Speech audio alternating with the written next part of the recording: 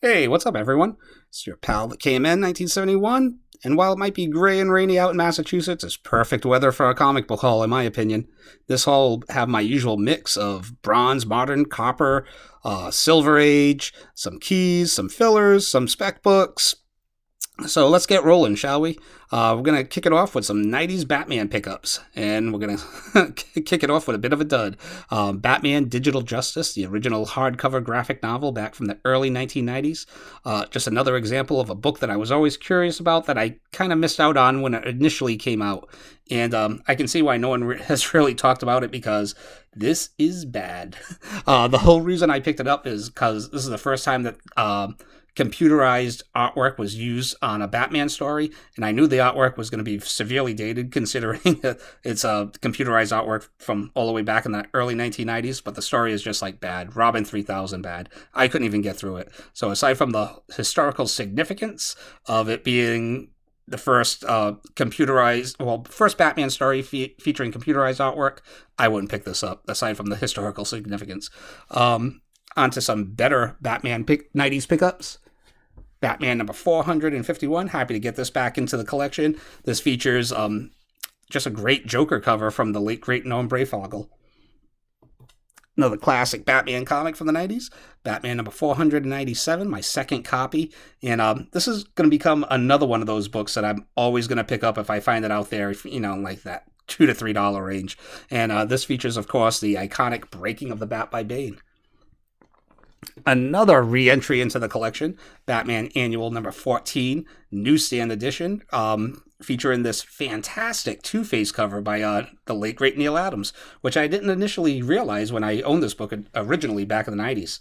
Speaking of fantastic Two-Face covers, Batman Gotham Adventures, number 2, newsstand, and number 3, featuring this action figure cover of the Grey Ghost. So, Batman Gotham Adventures, along with Star Wars Clone Wars, has grown into that, classic area in the eyes of fandom, right? Most shows get forgotten over the course of time, while others age like a fine wine. And I want to say Batman Gotham Adventures is one of those. That it seems the more time passes, people just seem to look back on this cartoon more fondly. So I've already started picking up a sprinkling of the Batman animated comic books.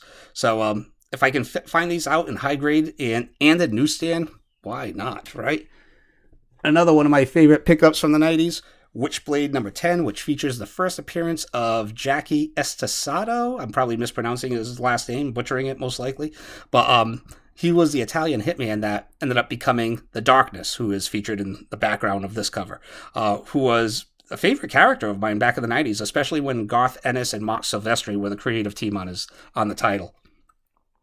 Another one of my favorite titles from the 90s that I still pick away at when I can find the back issues on the cheap.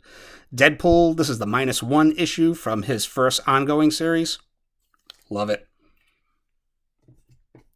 Spec book from yesteryear, Silver Surfer, number 82, featuring the first full appearance of Tyrant, who is a Herald of Galactus.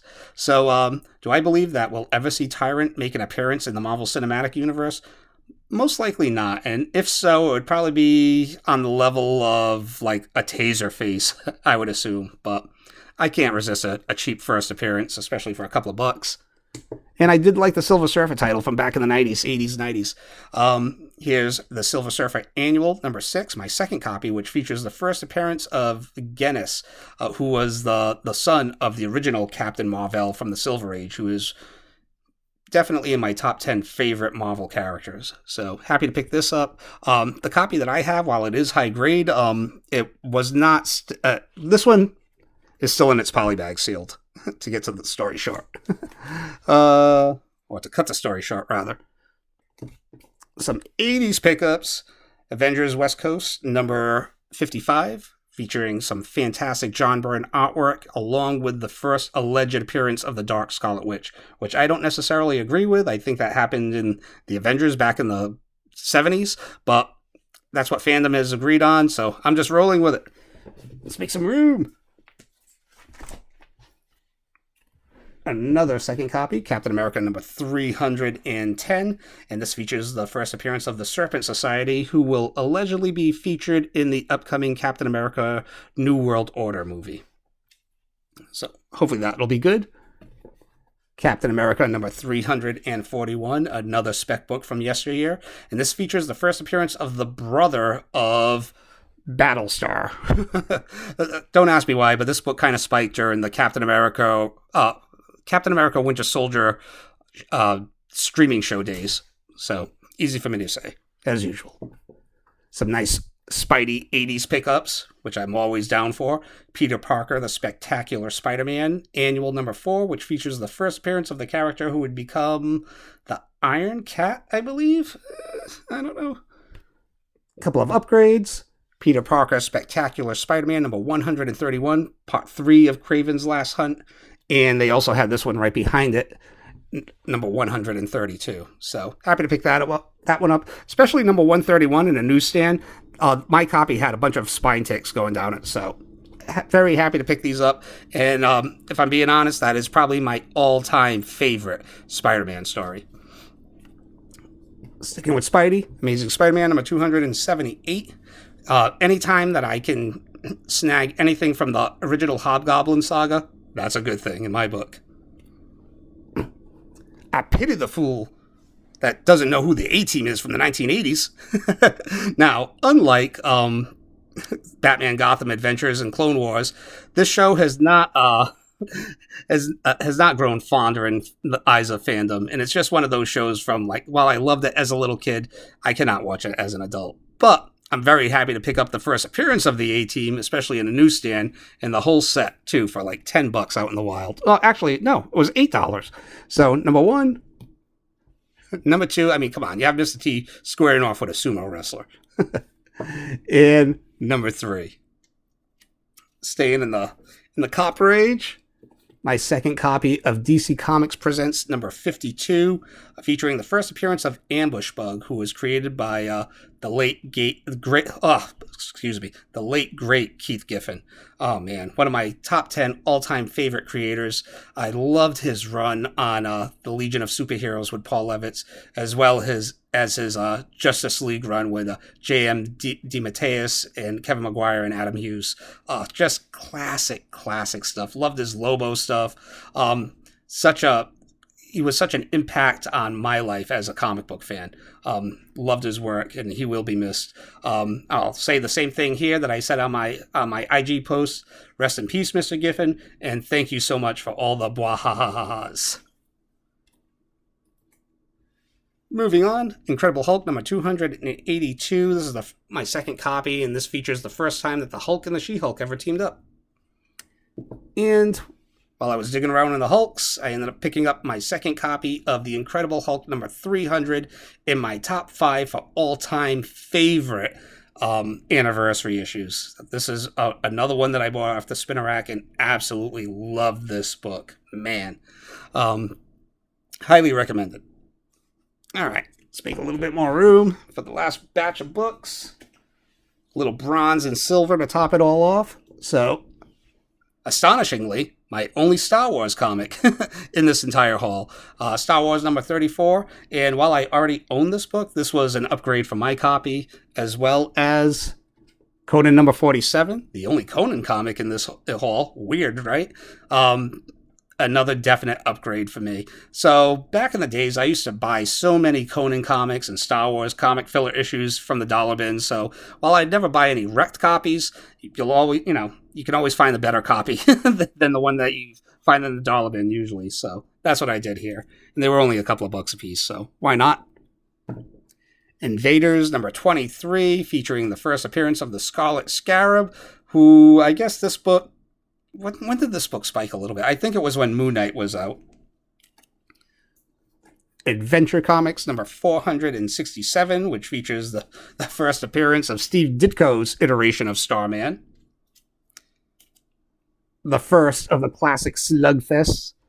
Daredevil, The Man Without Fear, second copy, number 183, featuring this iconic Frank Miller and Klaus Janson cover.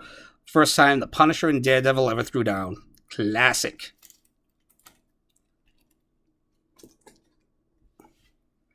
probably my favorite Spidey pickup of the haul. Spidey Super Stories #1, classic cover from John Romita Sr., the late great John Romita Sr. And I'm very happy to own this book. This was the one book, aside from Amazing Spider-Man #1, of the original Spider-Man titles that I didn't have the first issue of. I have the first issue of Peter Parker's Spectacular Spider-Man, Marvel Team Up, Todd McFarlane's Spider-Man, Web of Spider-Man. So this was the only one that I was missing from the original Spider-Man ongoing series. So happy to pick it up. And I grew up on this. Sesame Street, The Electric Company, and Doctor Who on PBS were something that the young KMN grew up on. And that was Monday through Friday. And then some cartoons, wrestling, and Creature double feature on Saturdays. Good times. Sticking with Spidey. Spidey, Super Stories #47, which features the actual first meeting between Spider-Man and Spider-Woman out of continuity. They ended up meeting officially in Spider-Woman's ongoing title. I can't remember the issue. I own it. But this is the first time that they actually met in comics, period. All right. Yet another underappreciated issue of World's Finest, in my view. Here's World's Finest #143, and this is the first time that Batman and Superman ever had a throwdown. The first throwdown between Batman and Superman. So, while it's definitely hokey and Silver Age in a DC kind of way, I thought this was pretty cool, so why not? I think I picked this up for like $10-15. Speaking of classic Slugfests, at least the cover anyway, Tales of Suspense #98, featuring Captain America and Black Panther. And this is one of more of those, like, it's not really a slugfest if you actually read the issue. It's just one of those that Black Panther is just making sure it's really the real Captain America, so he's just sparring with him to prove his identity. And then they team up for the rest of the issue. But great stuff. And we're going to end it off with my pick of the haul, Tales to Astonish #79, featuring this classic throwdown of Hulk versus Hercules. Sweet. Love this stuff. I've been addicted to the Silver Age all year, which is a great addiction in my opinion. So that's all I have for this month. I will see you all next month for my haul for November. Have a happy and safe Halloween. And all right, take care. See ya.